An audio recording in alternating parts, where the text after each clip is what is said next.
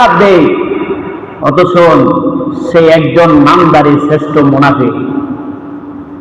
মানুষের গীবত করে বেড়ে বেড়ায়, আমানতের খেয়ানত করে, ওয়াদা দিয়ে ওয়াদার খেলাফ করে। আজকে আমার আলোচনার বিষয় হলো মুনাফিক কত প্রকার এবং কি কি, মুনাফিকের পরকারের শাস্তি ভয়ঙ্কর। এই বিষয়ে আল্লাহ পাক রব্বুল আলামিন বলেন সূরা বাকারার 2 নম্বর সূরা বাকারার 8 নম্বর আয়াত আল্লাহ তাআলা বলেন وَمِنَ النَّاسِ مَن يَقُولُ آمَنَّا بِاللَّهِ وَبِالْيَوْمِ الْآخِرِ وَمَا هُمْ بِمُؤْمِنِينَ আল্লাহু আকবার। আল্লাহ পাক রব্বুল আলামিন বলেন وَمِنَ النَّاسِ مَن يَقُولُ آمَنَّا بِاللَّهِ, মানুষের মধ্যে কিছু লোক আছে, তাদের স্বভাব, কিছু লোক তারা বলতেছেন وَمِنَ النَّاسِ مَن يَقُولُ آمَنَّا بِاللَّهِ, তারা মুখে বলে আমরা আল্লাহকে, আমি আল্লাহকে আমরা বিশ্বাস করি, আমরা পরকালকে বিশ্বাস করি, আমরা কিয়ামতকে বিশ্বাস করি, হাসর বিশ্বাস করি, জান্নাত জাহান্নাম বিশ্বাস করি। আল্লাহ পাক রব্বুল আলামিন বলেন তারা হলো সবচাইতে বড় মিথ্যাবাদী। নাউযুবিল্লাহ।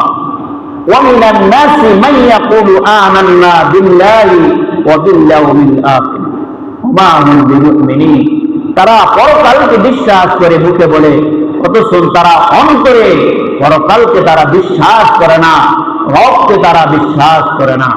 তারা তাদের মন মতো তারা নিজের জীবন পরিচালনা করে। এরা হলো শ্রেষ্ঠ মুনাফিক। মুনাফিক 3 প্রকার বলা হয় এবং শ্রেষ্ঠত্ব মুনাফিক যাকে বলা হয় 4 প্রকার। 1 নম্বরে মুনাফিকের আলামত, আল্লাহর নবী সাহাবী যার সবচাইতে বেশি হাদিস বিচারক ছিলেন হযরত আবু হুরায়রা রাদিয়াল্লাহু তাআলা আনহু, বুখারী শরীফের হাদিসের বর্ণনায় 33 নম্বর বুখারী শরীফের হাদিসের বর্ণনায় বলেন মুনাফিকের আলামত 3টি, তার মধ্যে সর্বোচ্চ মুনাফিকের আলামত হলো 4টি। 1 নম্বরে মুনাফিক কথার কথায় মিথ্যা কথা বলে। কি বলে? কথার কথা মিথ্যা কথা বলে। 2 নম্বরে মুনাফিক ওয়াদা দিয়ে ওয়াদা খেলাফ করে, ওয়াদা দিয়ে ওয়াদা খেলাফ করে।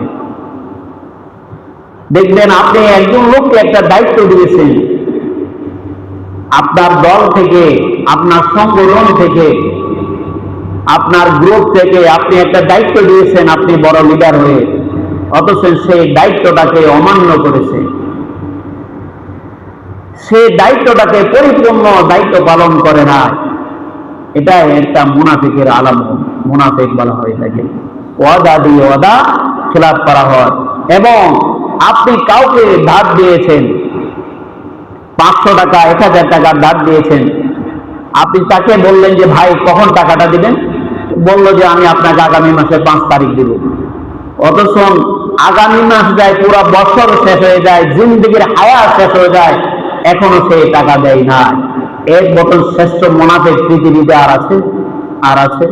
দোকানে বাকি করে, বাকি করার সময় একবারে তখন জীর্ণ শীর্ণ হয়ে যায়, দুর্বল হয়ে যায়, পরিবার চালাতে পারে না, বিবি বাচ্চা চালাতে পারে না, সদাগরের হাতে পায়ে ধরে বিভিন্ন ভাবে সদাই কিনা ক্রয় করে নিয়ে আসছে, বলছে ভাই আমি আপনাকে মাস শেষ হইতে দেরি হবো, আপনার টাকা পরিশোধ করতে দেরি হবো না। যখন মাস শেষ যায়, টাকা দেওয়ার সময় হয়ে যায়, তখন তার বিপদ বেড়ে যায়, তার অসুস্থ বেড়ে যায়, তার সমস্যা বেড়ে যায়, তখন তার বড় বড় কথা বলা বড় হয়ে যায়। এটাই হলো আমাদের সমাজের চরিত্র। এরা হলো সমাজের সবচেয়ে চিহ্নিত বড় মুনাফিক। বড় আফসোস লাগে। 3 নম্বরে আমানতের খেয়ানত করে। কি করে? আমানতের খেয়ানত করে। একজন ভাইয়ের কাছে আপনি আমানত রাখবেন, টাকা পয়সা, সোনা দানা, জমি, অথচ হাদিসে আসছে আমানত কাকে বলা হয়? যে আপনি 500 টাকা যে পুরাতন টাকা দিয়েছেন, ওই আমানত টাকা, পুরাতন টাকা সে যখন চাইবে তখন আপনি তাকে দিতে বাধ্য থাকিবেন ওই টাকায়। এটাকে বলে আমানত। আজকে আমরা আমানত ভেঙে চুরমার করে বাড়ি ঘর, বিল্ডিং, দালান কোঠা, অট্টালিকা করে ফেলেছি, অথচ এতিমের কোনো খোঁজ খবর নাই। এতিম যখন তার গানের জন্য যখন আসে, যখন তার পাওনার জন্য আসে, আর দিতে পারে না, বড় আফসোস লাগে। আমরা মনে করি শুধু টাকা পয়সা, সোনা দানা আমরা ফেরত খাওয়া, এটাকে আমানত বলা হয়। শুধু তাই নয়, আমার আপনার জবানের কথাটা পর্যন্ত আমারও। আপনি মসজিদের ইমাম সাহেবকে বললেন, ভাই আপনাকে এই কথাটা বললাম, আর কাউকে বললেন না, আর কাউকে বললেন না। এরপরে ইমাম সাহেব আরেকজন মহব্বতের ব্যক্তির কাছে বলছে, ভাই ওই লোকটা এই কথা বললো, তুমি কাউকে বলিও না, শুধু তোমাকে বললাম। এই তার এই রোগটা সে আরেকজনের কাছে দিয়ে দিল। এদের মতন শ্রেষ্ঠত্ব মুনাফিক আর সমাজে হতে পারে না। আমাদের আজকে পুরো পৃথিবীতে কালচার হয়ে গেছে। আজকে আমাদের আমানত দাঁড়িয়ে রাখতে পারি না। আল্লাহর পয়গম্বর বিশ্ব নবী মুহাম্মদুর রাসূলুল্লাহ সাল্লাল্লাহু আলাইহি সাল্লামের এত সুন্দর আদর্শ ছিলেন, এত উত্তম চরিত্রের অধিকারী ছিলেন আমার নবীজি। তাহলে শোন, আমানত কাকে বলা হয়? আল্লাহ পয়গম্বর বিশ্ব নবী মুহাম্মদুর রাসূলুল্লাহ সাল্লাল্লাহু আলাইহি ওয়াসাল্লাম মক্কা ছেড়ে মদিনায় হিজরত করবেন কাফেরদের অত্যাচারের কারণে। কাফেরদের অত্যাচারের কারণে মক্কা ছেড়ে মদিনায় চলে যাচ্ছিলেন। মুহূর্তের মধ্যে বারবার করে মক্কার দিকে, পিছনের দিকে তাকায় নবীজি, বারবার পিছনের দিকে তাকায়। সাথে ছিলেন হযরত আবু বকর সিদ্দিক রাদিয়াল্লাহু তাআলা আনহু।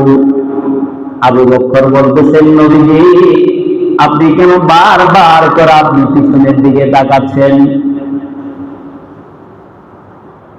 আল্লাহর পয়গম্বর নবী মুহাম্মদ রাসূলুল্লাহ সাল্লাল্লাহু আলাইহি সাল্লাম বলতেছেন, নূরে আবু বকর তুমি কি জানো না এই মক্কা ছেড়ে দিতে আমার কত যে কষ্ট হয়? যে মক্কার মধ্যে আমার শৈশব কালগুলা, কৈশোরটা, আমি আমার যৌবন কালগুলা এই মক্কার মধ্যে